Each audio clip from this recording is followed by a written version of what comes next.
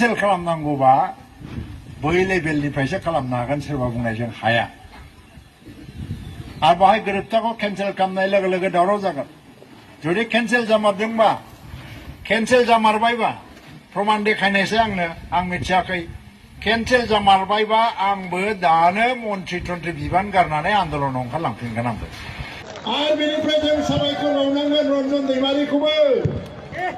जेलनिफ्राय ओंखारदों जों आन्दलन खालामगोन बेखौ हानाय नङा र'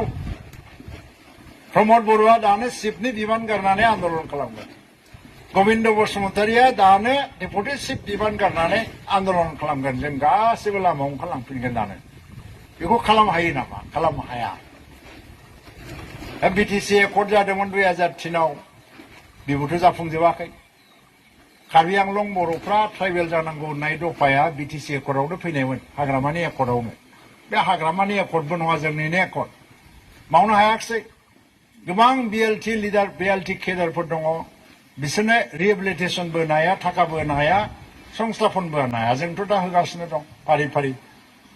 हाग्रामाया मालाय बहाथो मावनो हाखो होमबा बे एकर्डखौ जों केन्सेल जाबाय होननांगोन नामा दानिया बो केन्सेल जानायनि बाथ्रा गैया फैगौ 5 बोसोरसोनि गेजेरावनो बे एकर्डआ गासिखौबो मावफुंजोबनाय जादों आरो माबा डिसिनो पावार होदों होननानै बिराद दावराव प्रमद बर'आलायनो बिटिसिनि पावारखौ डिसिनोसो हगारजोब्बायनो दा बयबो थांनानै नाय अफिसाव डिसिनो पावार होननाय मोनसेबो अर्डार गैया डिसिफोरनो माखासे खामानि मावनो दायित्वसो होदोंमोन नैबे 16टा डिपार्टमेन्टनि नैबे खामानिखौ नोंसोर नाय होननानै आरो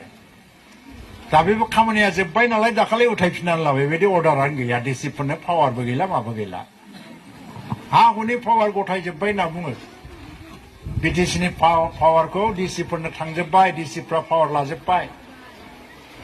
आङो केबिनेट मिनिस्टार सासे डिसिनो पावार होनांगौबा आंनिफ्राय नटिफिकेसन फैनांगोन आंनि थ्रुयै बिटिसि ओनसोलाव आं बिदि नटिफिकेसन होआखै हाया मा हाया सोरबा सासे मानसिनि नामाव जुदि नामजारि जानांगौबा बेखौ लेन्ड एडभाइजारि कमिटिनि मिटिङाव आलोचना जायो बेनिफ्राय डिसिआ बुङो बे हाखौ होजायो बिनि लेभेलाव बे एप्रुभ जाबाय किन्तु फाइनाल एप्रुभेल मोननो थाखाय बेखौ बिटिसिआव हरनांगौ जायो बिटिसिनि इएमआ सोर रन्जित बसुमतारी बे फाइलखौ नायगोन नायनानै आं होआ होननानै दोनोबा बे नाथ्रोनानै दोननो हागोन आं होनोसै होनबा होनो हागोन थारमाने बिटिसिनि काउन्सिल गभर्नमेन्ट प्रमद बर' आरो रन्जित बसुमतारी मोना जेब्लासिम एप्रुभेल होआ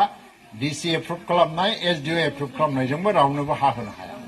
दा ओंखायनो बेफोर अपप्रचारफोरखौ जों खोनासंनो नाङा माबा बिटिसि एकर्ड केन्सेल जाबाय माबा जाबाय मारै बिदि बुंलाबायनो हायो मानसिफ्रा जे बे एकर्डखौ केन्सेल खालामनांगौबा मोनसे डिसकासन जाफिननांगोन पार्लियामेन्टआव मोनसे डिसिसन फैनांगोन बा गभर्नमेन्टनि केबिनेट लेभेलाव मोनसे डिसिसन फैनांगोन आरो बिदि डिसिसन जाबायबाथ' आंबो मिथिनांगौ दा बेफोर मोनसे भुवा खोथाफोरखौ फोसावनानै बिसोर मानसिफोरनि गेजेराव बिदि भट आदाय खालामनो नागिरदों आं दिनै मोनसे गेरेन्टि होलांदों जे बे एकर्डआ केन्सेलथ' जानाया बाद दोन बे एकर्डनि मोनफ्रोमबो दफाया फैगौ 5-10 बोसोरनि गेजेराव 100% मावफुंजोबनो हागोन जोङो मावफुंजोबनाय जागोन खुनु आख' फाख' मोननाङा हा मोनैफ्रा हा मोनगोन न' मोनैफ्रा न' मोनगोन अरुण'दय मोनैफ्रा अरुण'दय मोनगोन आरो बिटिसिनिफ्रायबो जेसेबां बिथांखि दङ बेखौ जायफ्रा मोनाखै मोनजोबगोन ओंखायनो दा मोनसे थांखि लादो मा आरो मानसिफोरखौ बुजायनांगोन जोंनिनो मावथिफोर गोजा मानसिफोरखौ बुजायनांगोन मानसिफोरखौ मोजाङै बुजाय गोसो होनानैनो बुजाय अननायजों बुजाय मोजां मोननायजों बुजाय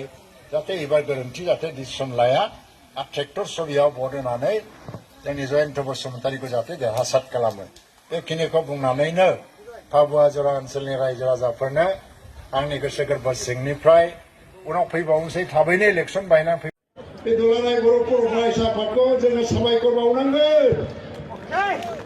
आरो बेनिफ्राय जों साबायखर बावनांगोन रन्जन दैमारिखौबो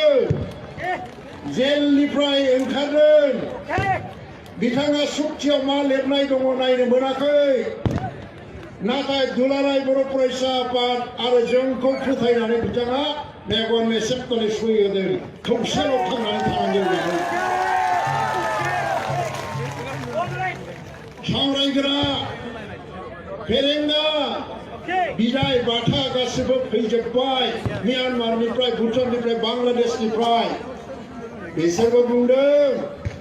दुलाराय बर' फरायसा आफाद आरो जों बर' हारिनि दैदेनगिरिफोरखौ जोङो फोथायो नोंथांमोना जेराव सय होनो थिनो जों बायनो होगोन होदों बिथांमोनाबो